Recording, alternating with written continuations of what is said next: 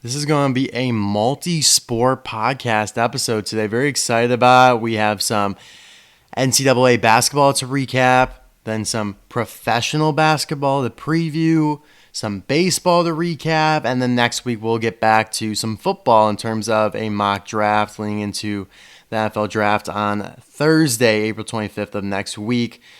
How we feeling today? Yeah, dude, looking forward to the multi-sport action we've got. Sadly, no NFL news, though. There were no notable trades or really free agent signings this week. Yeah, just some weird stuff going on. Brandon Ayuk had like a Fortnite battle with Deebo Samuel, and Deebo Samuel killed him, and then like did the L dance on him, and now Brandon Ayuk like is super mad about it and like wants to trade. I'm serious. Oh, wow. I'm serious, yeah. I didn't know that. Yeah, like stupid. I'm sure it won't happen. Like I'm sure Brandon will calm down. Yeah. I mean, Jesus. Yeah, that sounds like some tomfoolery. I don't think it's worthy of a trade. Deebo Ayuk, let's squad up. Yeah, let's run squads. Electric team, bro. That would be hilarious. But yeah, nothing going on in the world of sports. There have been some spring games for college football, but I don't really care much about those. Ohio State hasn't named their starting quarterback. A lot of people are getting a little frazzled about it, but I don't really give that any credence. It's so early, and I'm sure it will be Will Howard. But we're going to start with recapping the national championship for men's NCAA basketball here, UConn and Purdue. And it just went exactly as according to plan. UConn won every game in the last tournament and this tournament by double digits. They are just lethal. They're smothering. They don't necessarily have a huge star like Zach Edey, but man, they are just good cohesively as a team, and I wish I picked them. The only reason I didn't is because they won last year, which ended up being a very poor reason. Yeah, well, it's going to be very difficult to pick them again moving forward. Like, I mean, three times, can they three-peat? I feel like that is like virtually impossible. I mean, that's what everyone thought about Georgia in football this year until they lost to Alabama in the title game for the SEC. So, I mean, it is even harder to three-peat, but this team is just so good, so well coached because, I mean, while Klingon is a really good player, 7'2", he's not the star that Zach Edey is. You know, everyone knows Zach Edey. Like most people who aren't even following the sport that closely would recognize the name. And yet, Purdue just was dominated like any other team. I mean, they might have kept it a little close in the first half, but we all know what UConn does to teams in the second half. So yeah, just keep their foot on the gas rather, and they just pound them by a good 15. Yeah, it was a pounding for sure. They slapped them around in the second half. But let's move on. You're going to take the reins here on the NBA tournament, the playoffs, bracketology. It's like March Madness, but now April. Yeah, exactly, bro. So I'm going to rip the play-in games and then the first rounds of the NBA playoffs here. So starting off, we've got some 9 and 10 seed games, and now the winner of these games has to do basically a second play-in game. They face the loser of the 7-8 seed game to go on, and then those determine the 7 and 8 seeds in the actual playoffs. But so the first 9-10 seed game we've got is the Kings at the Golden State Warriors. Now I have to go with Golden State here. I just can't really see a playoffs where the Kings are in it and Steph is out. I mean, I would be surprised if the Warriors lost this game to a more up-and-coming team like Sacramento. For sure. I mean, I like Sacramento, but it's got to be Golden State.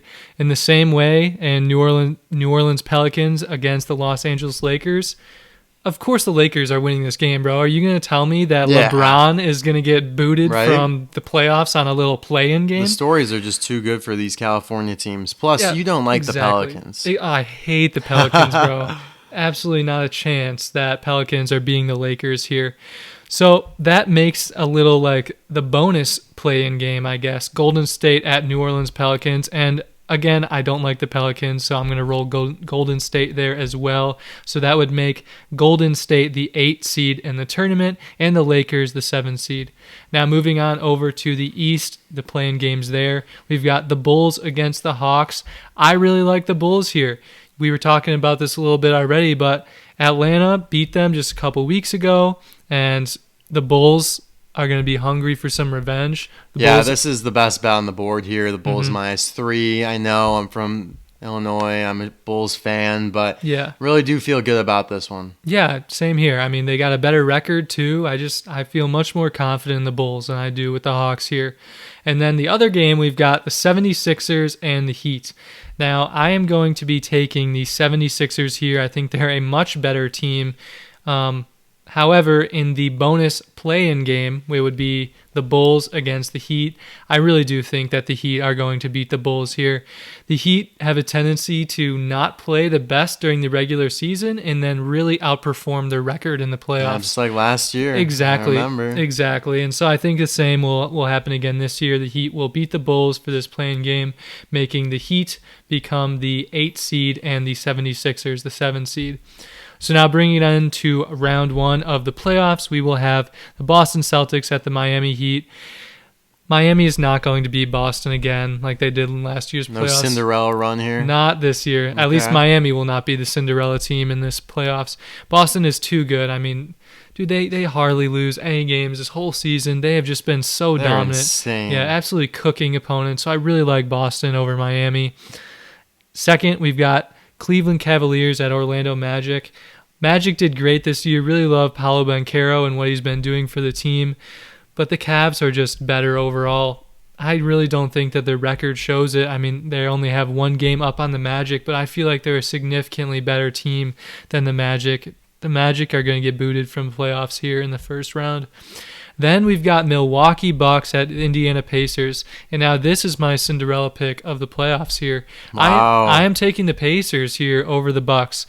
I feel like the Bucks don't perform as well in the playoffs as they should. They've got a ton of talent on that team, and yet they have a tendency to just kind of let things slip through their fingers in the playoffs. Yeah. I mean, last year they lost to Miami, and they had a championship caliber roster last year. Sure.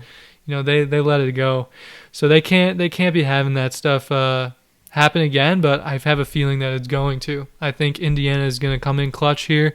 Indiana's offense is electric, man. They put up a ton of points every single game. They put up like 157 in a game last week. That's wild. I think it was 157 to 114 in like one of the games they played. Yeah, absolutely ridiculous. I like their offense, and I think they're going to come in and beat the Bucks as an underdog.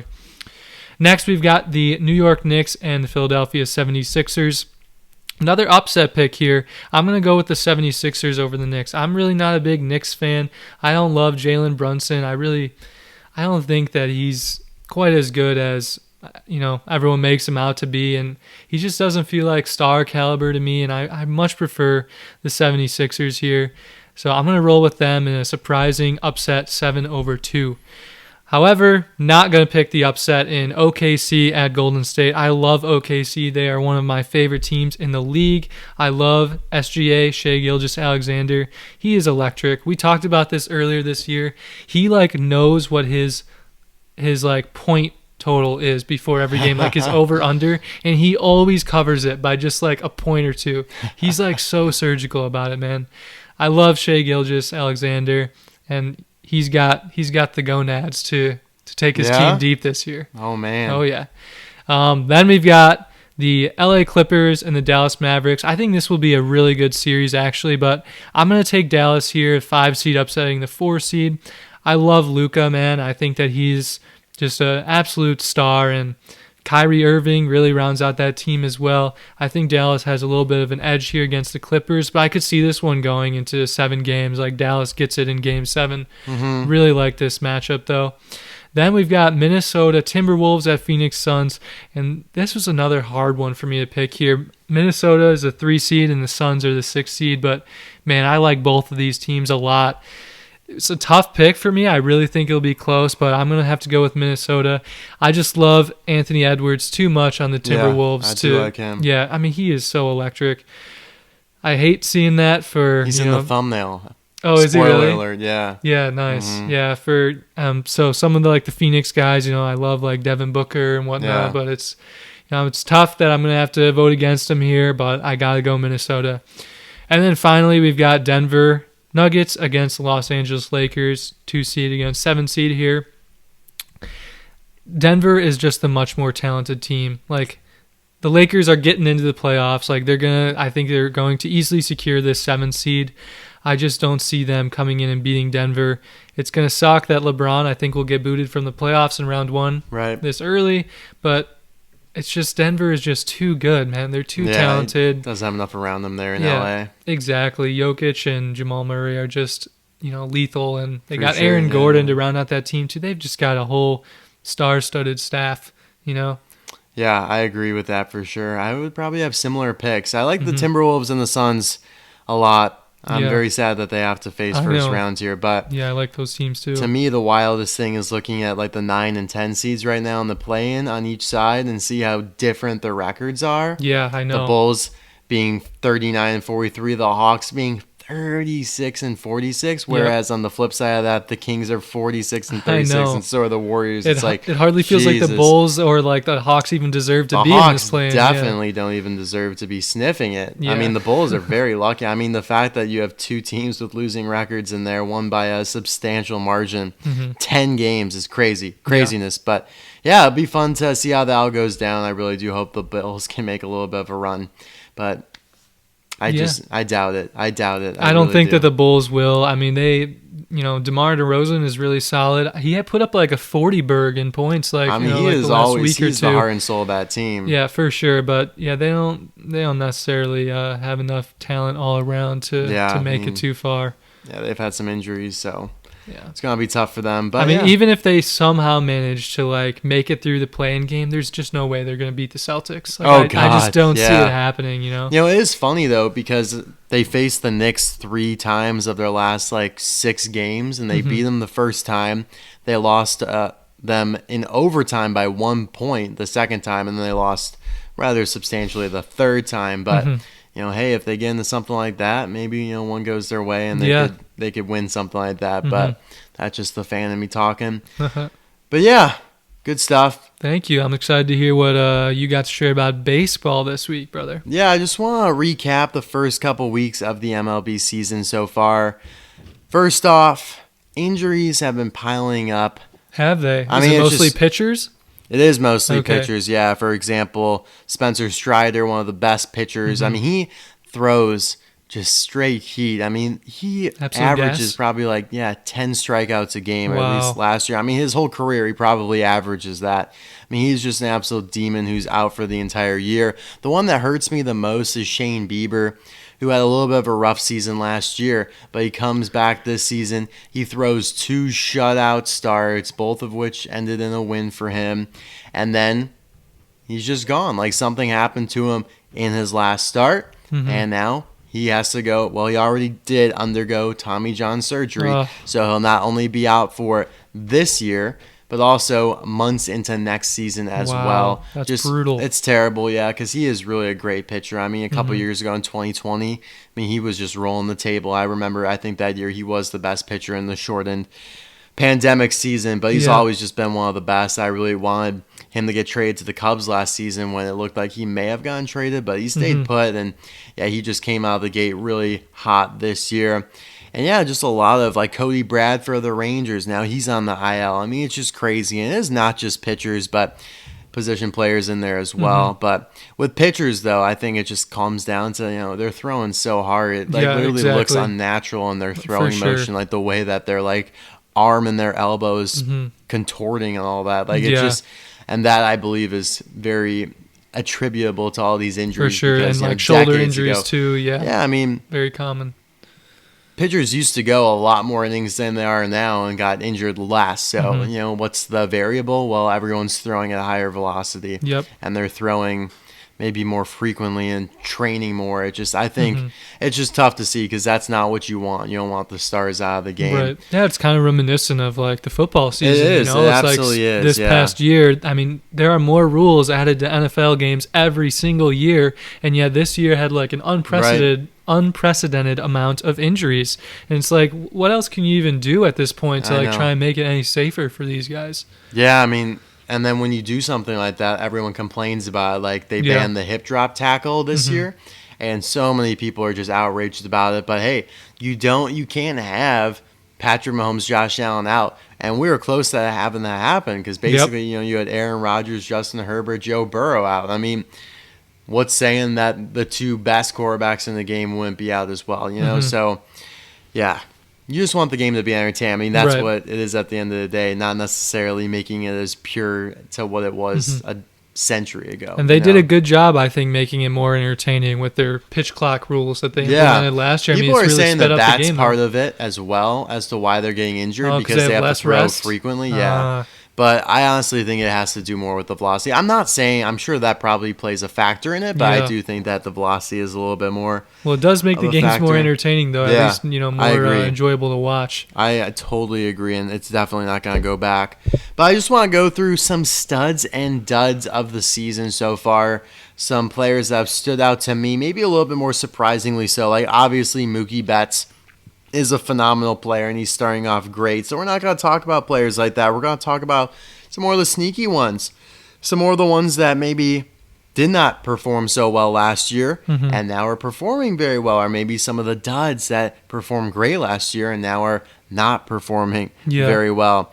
And the first one is going to be Cincinnati Reds Spencer Steer. This guy really came out of nowhere for me. He's batting .346, already has 18 RBIs on the year, and is a big reason How many why the games Reds. is that through?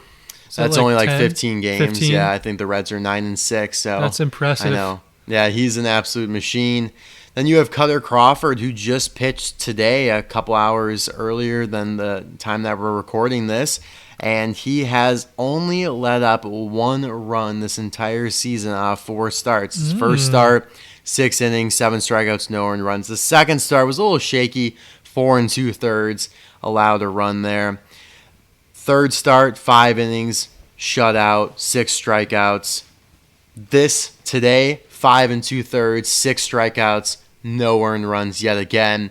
Unfortunately, though, none of his starts resulted in a win. They did ironically win the game he had his worst start in, but every time he threw a shutout, they ended up blowing it. That's crazy. Isn't that crazy? I'm also surprised that they yoinked him before he completed the game, I am a little surprised. His pitch count was a little higher. I think it was in the 90s today, but he had only let up like a couple hits and maybe one walk. Yeah.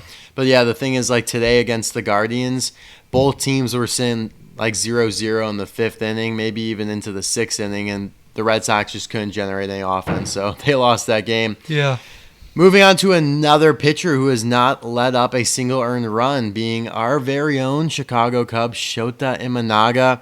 Although there was a run scored on him yesterday against the Mariners, it was off of an error, so it was unearned. First start, 6 innings, 9 strikeouts, no earned runs. The next one, he only went 4 innings because of a weather delay, but it was completely shut out. And then yesterday, 5 1/3, 4 strikeouts, shutout, and that one and his one before resulted in a win. If he went an extra inning against the Dodgers and wasn't pulled for the rain delay, it also would have been a win. They've won all 3 games that he started. That's impressive. And they've only let up 2 runs in all 3 games combined, so he just sets up really nicely for the relievers as well. I'm sure you're hoping that when we go to the Cubs game in June that he is the starting pitcher for the day. I'm sure you'd love to see him. I really hope so. I actually just bought a jersey shirt. Oh, did you really? Yeah, because they had a sale yesterday, so I bought one for him. There is only one piece of merchandise for this awesome player. Yeah. Right now, it's just a jersey shirt. You can't even get like an actual jersey of him right now, which I'm sure will change. He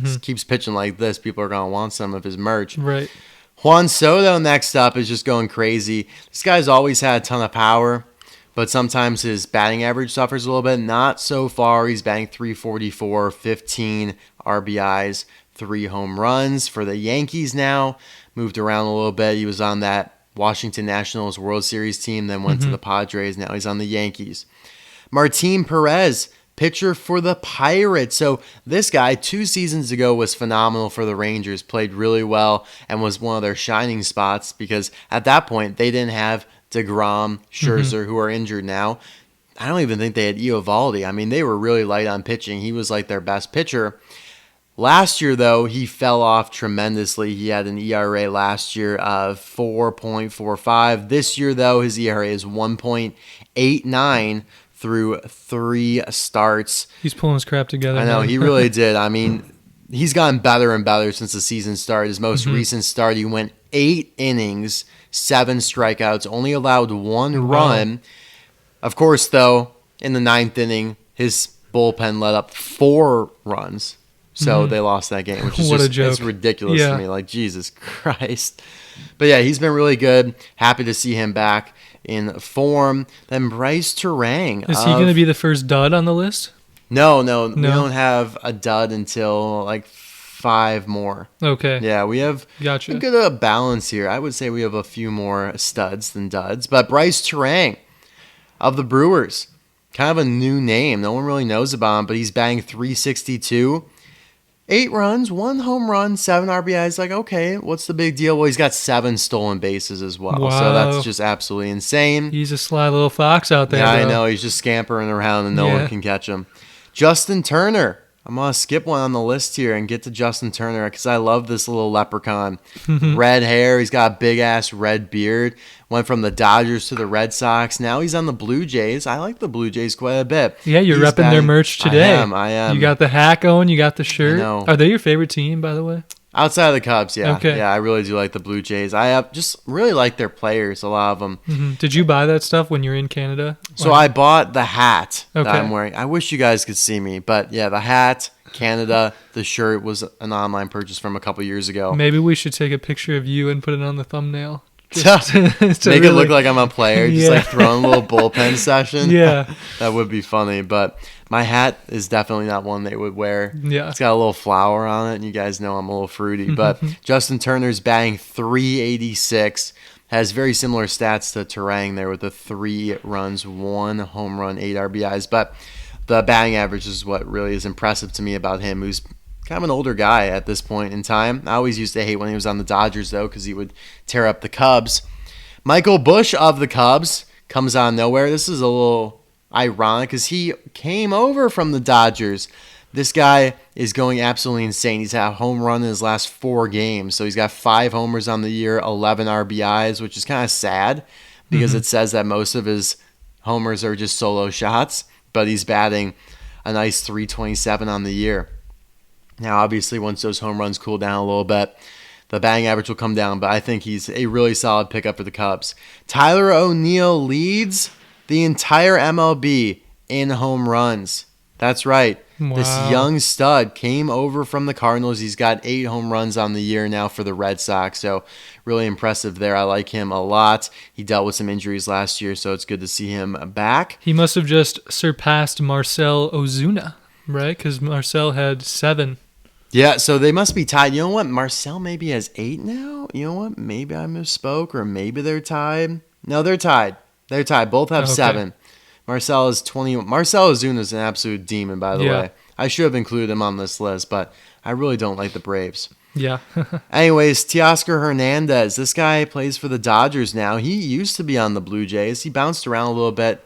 God, where was he last year? I don't remember where he was last year. He definitely was on the Dodgers, but he's got 5 home runs, 17 RBIs. Now, granted, you're going to look at stats and you're going to see like, wow, 3 LA Dodgers are in the top 5 in terms of hits. Well, they've played 2 or 3 extra games on top of most teams because they had that early start in Seoul, South Korea.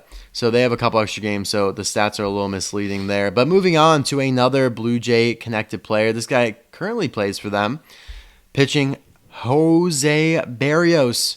He's gone 4 starts so far. He's only let up a couple runs. First start, got the dub, 6 strikeouts. Second start, 1 earned run. They lost 2-1, unfortunately, but 6 solid innings. Then the last 2 outings for him have been completely shut out.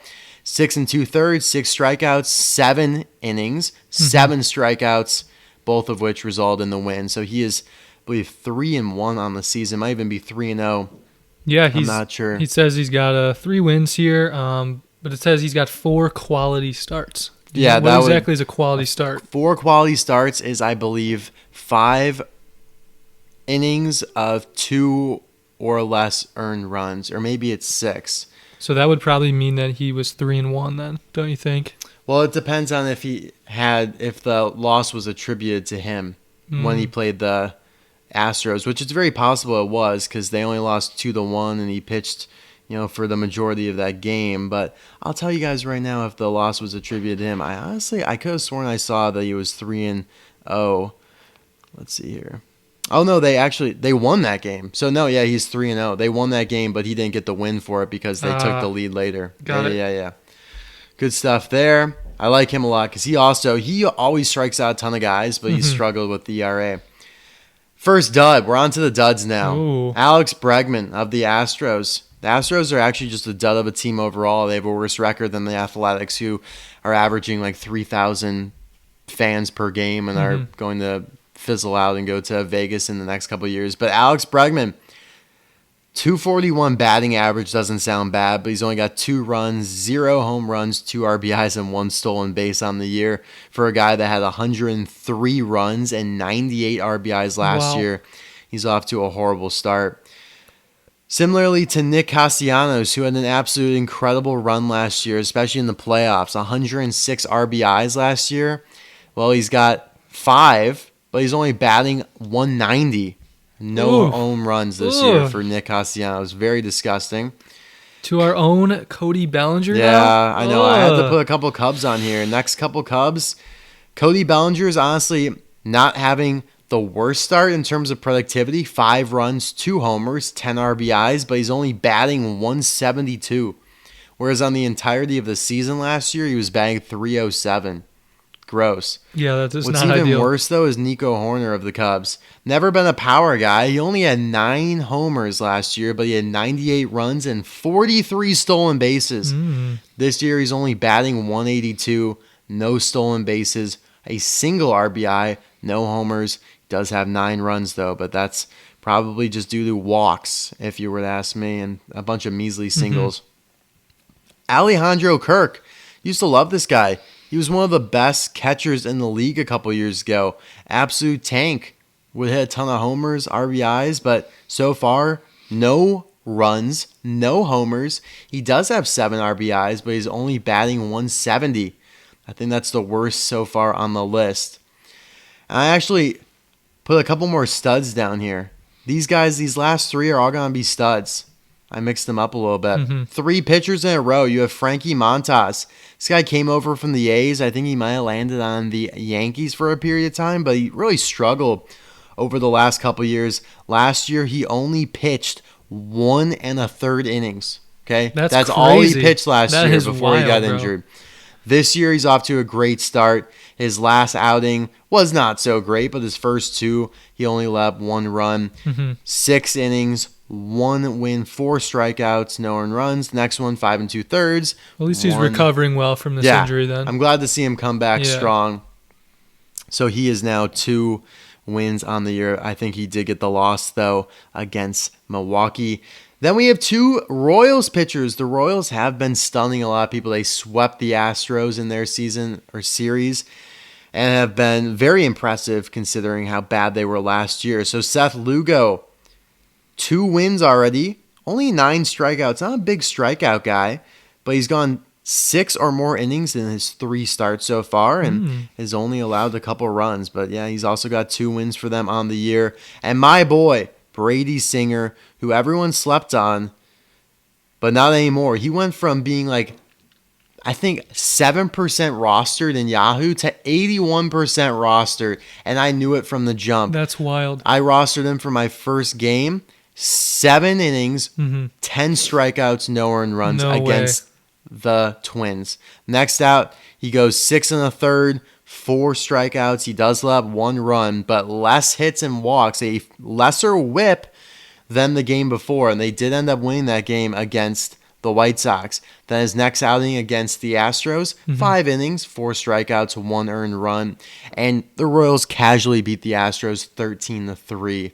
So the Royals are looking a little spicy this year, which is kind of surprising. But yeah, there you guys have it. So did you say for Brady, though, that he went from 7% to 81% rostered? That is crazy. I don't understand it because last year he was rostered pretty well. Like he was high rostered because he would always strike out a bunch of guys, but he would never have a good ERA. Like his ERA last year was over 5, I think. But like he would do stuff like he would have like a 9 strikeout game, 3 earned runs. So that's why guys would like to like roster him. But this year, I mean, it looks like he's really stepped into his own, and I'm happy to see it out of him. That's like reminds me of like probably Puka Nakua his like roster rate this year. It probably started off at like 7% and then absolutely skyrocketed to definitely in the 90s. Oh yeah, I mean he was a must-own. He was a must-start. Of course, bro. Of course. So, yeah, there you guys have it. Division standings. I did want to go over. There were a couple surprises in there for me, like the Royals.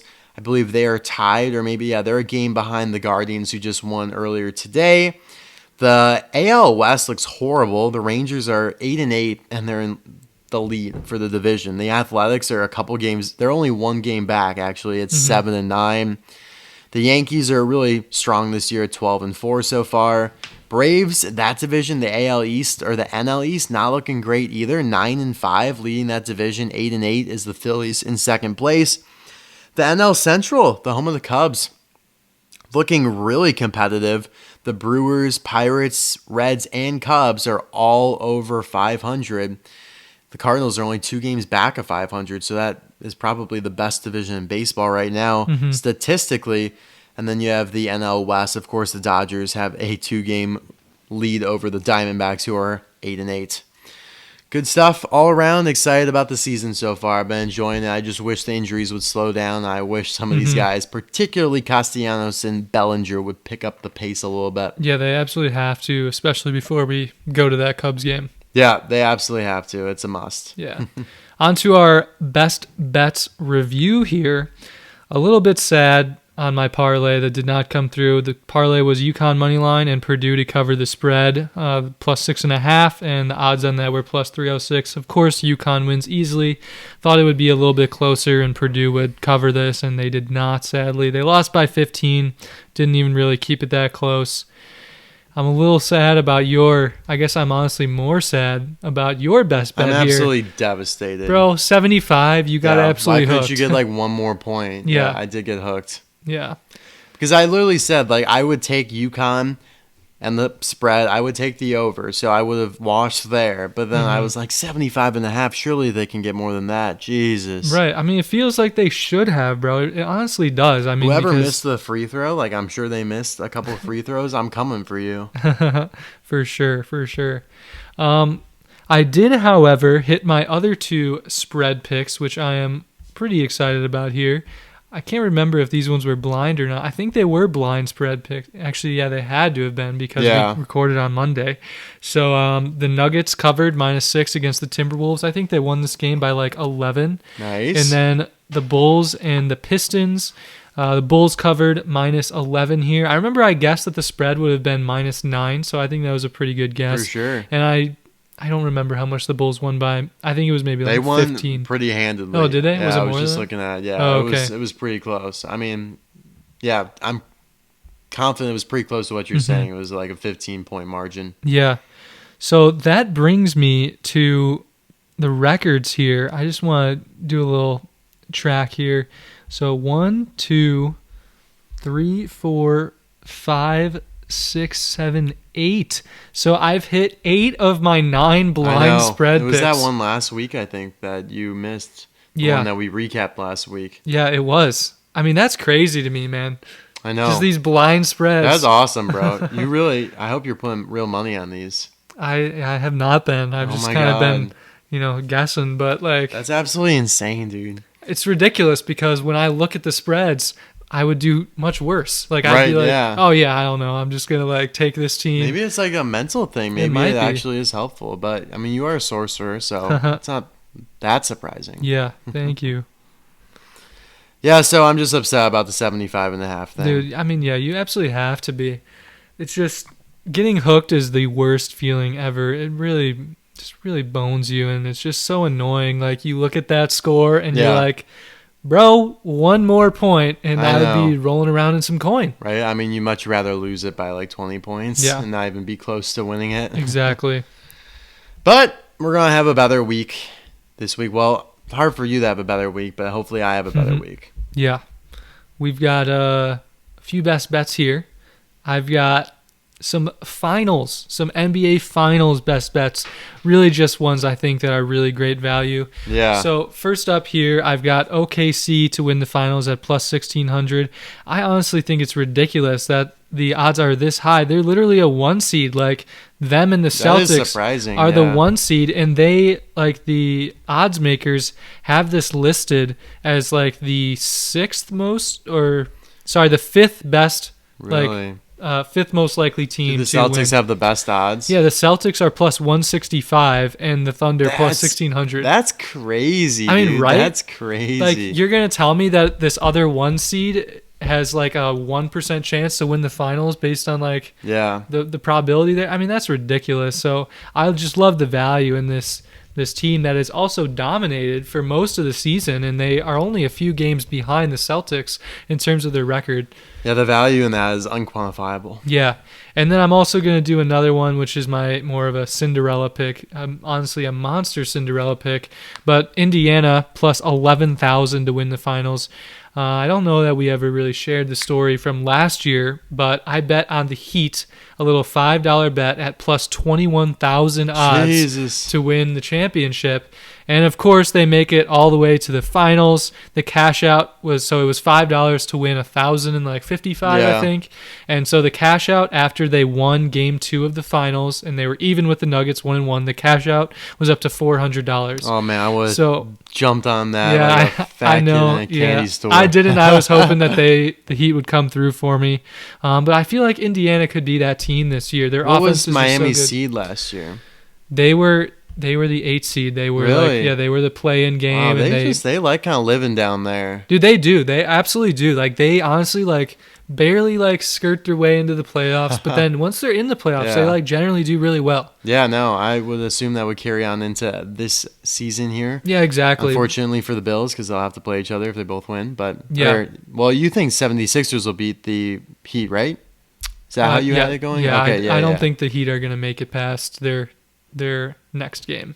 So, but fortunately, they have a little receptacle down there for them to still make it. Yes. Good stuff. You got one more? Oh, yes. I got one more. New Orleans Pelicans at Los Angeles Lakers. Hammer the Lakers money line, dude. You cannot tell. Is it really a pick'em? Or that's it was interesting. So it was like the Lakers were minus 110 and the Pelicans were minus 106 money line. Mm-hmm. But it wasn't a pick'em. It was like a +1, -1 kind of thing, which is like. That's very tight for a basketball game. I know. It's basically a pick'em. Yeah, exactly.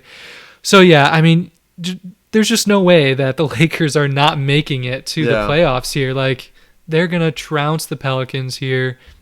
LeBron is going to get in the playoffs as he should, and screw the Pelicans. Yeah, dude, I can't stand the Pelicans. This should be a really easy win. This is free coin right here. Yeah, I do like that bet a lot. I support that one 100%. I'm going to just take Chicago -3 against the Hawks. Mm-hmm. I just think it's a good bet. I really think they'll win the game comfortably. Yeah, I like that pick a lot, dude. I agree with that. You know what I like tonight, though? Like, there's value in the Nationals. You ready for this? A baseball game. Dude, I was about to say, do you have a baseball bet? Well, it's just, the lines don't come out until like the day of, you know, because everything is very contingent on what happens before. But like, I'm not putting that down. That's not an official bet. Not an official bet. But like, you don't want it tracked. No. Okay. No, I would not put it down. But like, But what if it hits? Then you're going to be upset. I mean, I would be.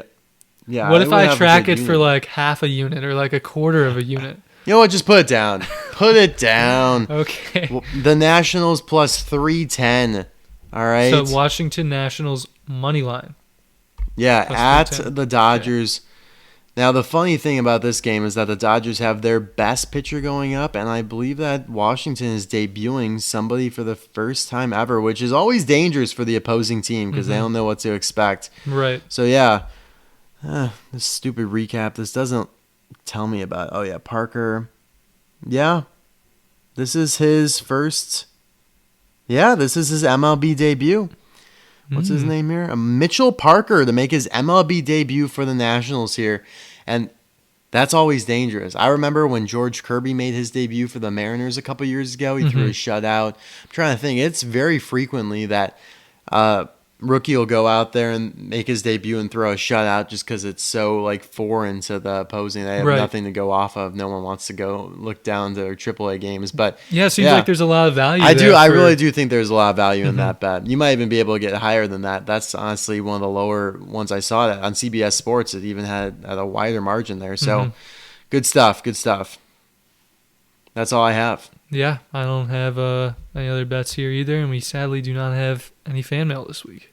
Write in, guys. We'll literally read anything, even if it's inappropriate, I guess, at this point, because we're just desperate. No, I'm serious. Don't do that. What about, like, life problems? We could give life advice, too, you know? Yeah, for sure. For sure we can. From some successful Notre Dame graduates and we've soon-to-be Cornell graduates. Right? We've been through some stuff. We can give some good advice to you guys. I would agree with that, most certainly, yeah. So if you're struggling out there with a relationship, you know, our sorcery penetrates more than just the sports industry. Right, exactly. It wink, wink. Yeah, penetrate all sorts of things. Yeah. All sorts of facets. But all right, guys, thank you as always for listening. We appreciate it. And we will be back next week for a mock draft, most certainly, because it'll be the last episode before the draft. Yeah, I'm looking forward to it. Me too.